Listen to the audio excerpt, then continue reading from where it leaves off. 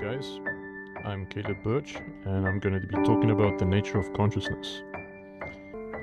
What does it mean to be conscious?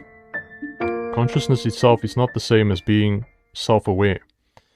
When an organism reaches a certain point in its evolution, something happens and its mind begins to turn inwards. At this stage, it becomes aware of its own thoughts and starts to see itself as a separate entity. This could have occurred around the time when the human species began using sounds to name objects and each other. Most scientists believe that the modern human language capacity emerged between about 150,000 and 200,000 years ago, which is around the time Homo sapiens appeared in Africa.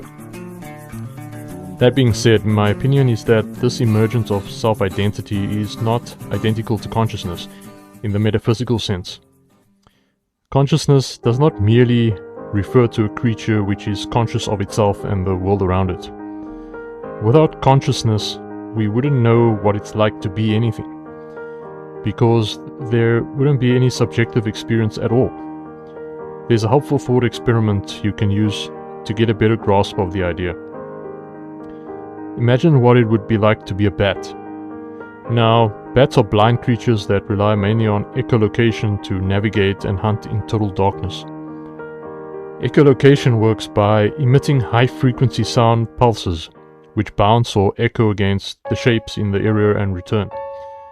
This enables the bat to avoid bumping into walls while it's flying.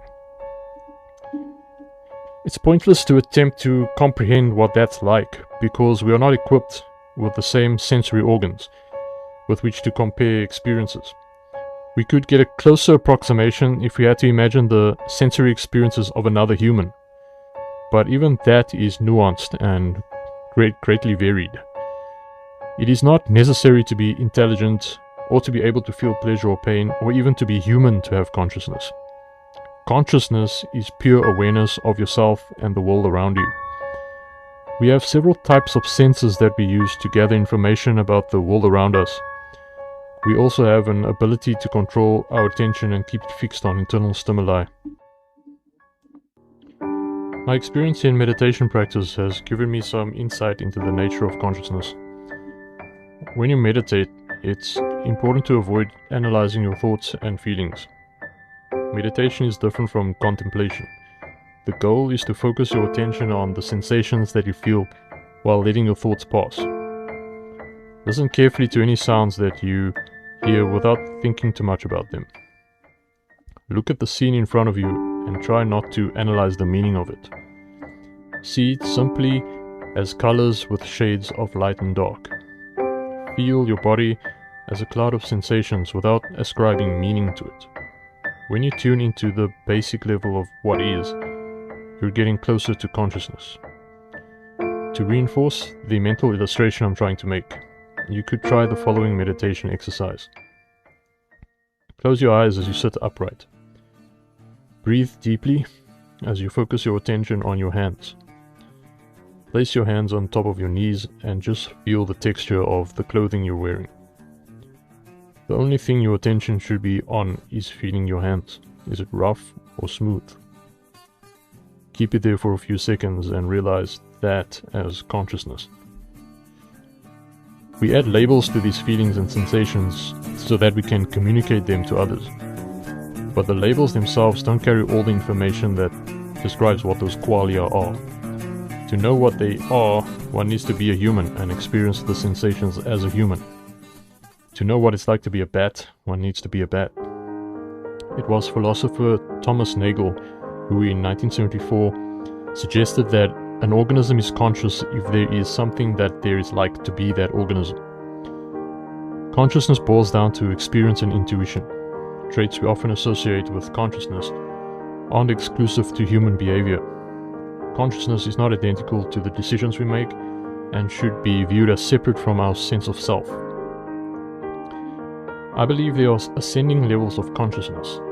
The consciousness of a mouse is of a lower order than the consciousness of a dog, for example.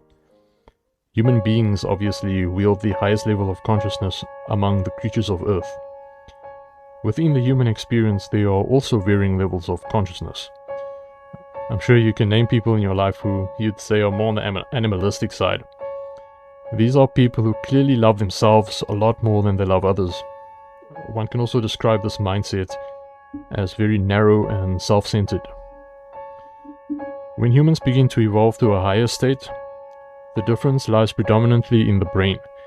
We become conscious of higher emotions such as compassion, love, and joy. They cease to be words on a page and actually come alive and impact every action we take in life. These kinds of people meditate on higher states of consciousness as opposed to simple sensory inputs. The hard problem of consciousness deals with determining how subjective experiences could arise out of chemical brain processes. This has been studied extensively, but a solution has yet to be found.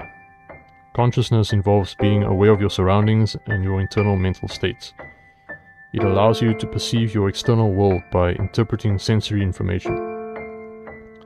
Consciousness also includes the awareness of a wide range of emotions that we experience. The problem is that even though we understand the complex neural activities of the brain, they do not explain the subjective experiences of consciousness.